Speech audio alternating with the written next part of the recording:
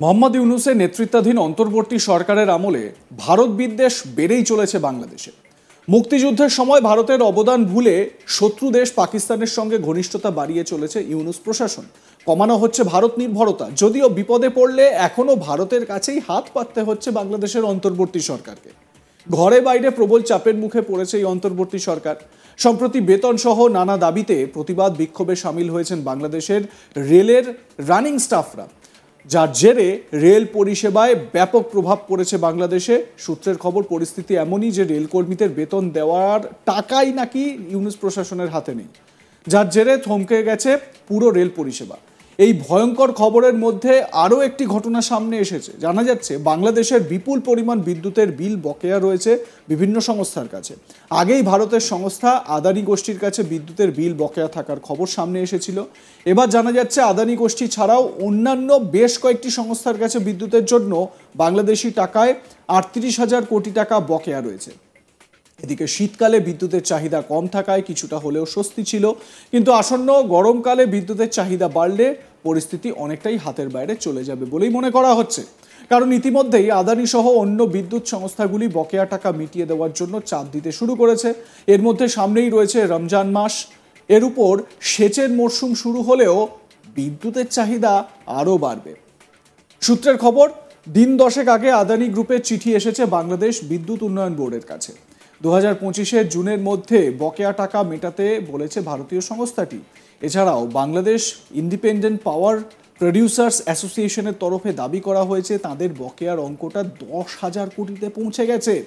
বারবার বকেয়া মিটিয়ে দেওয়ার জন্য বলা হলেও তা মেটানো হচ্ছে না বলে দাবি করা হয়েছে। ফলে আগামী দিনে এই সংস্থাটি বিদ্যুৎ সরবরাহ বন্ধ করে দিতে পারে এমন সম্ভাবনাও দেখা দিয়েছে। এই পরিস্থিতিতে বাংলাদেশের অন্তর্বর্তী সরকারের আওতাধীন অর্থমন্ত্রকের তরফে 1,000 কোটি টাকা দেওয়া হয়েছে বাংলাদেশ বিদ্যুৎ উন্নয়ন বোর্ডকে।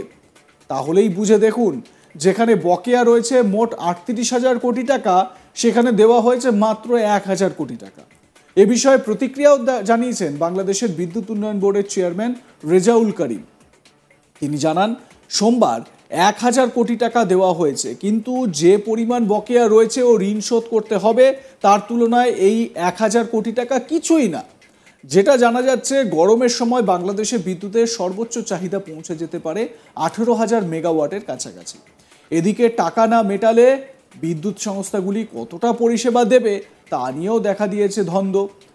সংশ্লিষ্ট মহল বলছে, এই পরিস্থিতিতে গরমে বাংলাদেশের বিস্তীর্ণ অংশে ব্যাপক লোডশেডিং হতে পারে।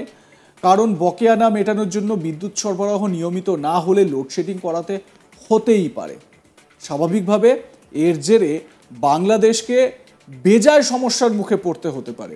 আপনারা আজ তাক বাংলাতেই দেখেছেন যে এই ইউনূসের বিরুদ্ধেই কিভাবে সেখানকার যুব সমাজ সোচ্চার হয়েছে।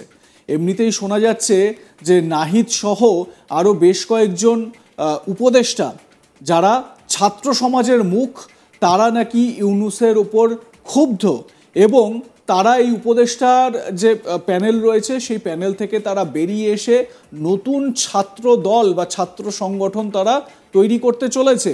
এবং তাদের লক্ষ্য যে ইউনূস, মোহাম্মদ ইউনূস এবং তার যেভাবে প্রশাসন চালানো সেটা রয়েছে, সেটা আলাদা করে বলতে লাগে না।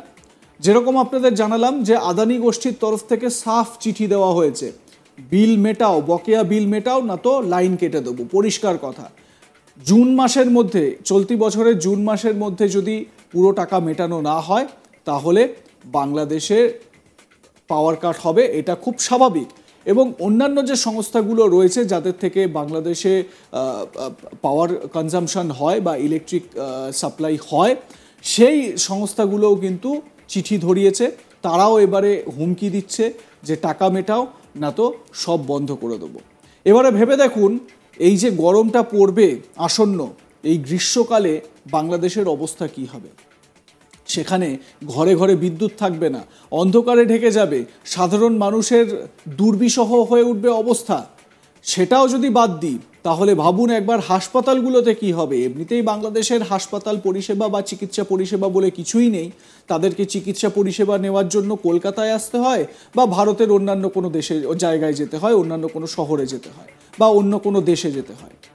তো ভেবে দেখুন, হাসপাতালগুলোতে যদি ইলেকট্রিক সাপ্লাই না থাকে বা লোডশেডিং থাকে, তাহলে সেখানে অক্সিজেনের অভাব হবে, রোগীদের কি অবস্থা হবে। আপনারা কি মনে করেন? আপনাদের মতামত জানাতে ভুলবেন না। দেখতে থাকুন আজ তাক বাংলা, সাবস্ক্রাইব করুন আমাদের ইউটিউব চ্যানেলটি।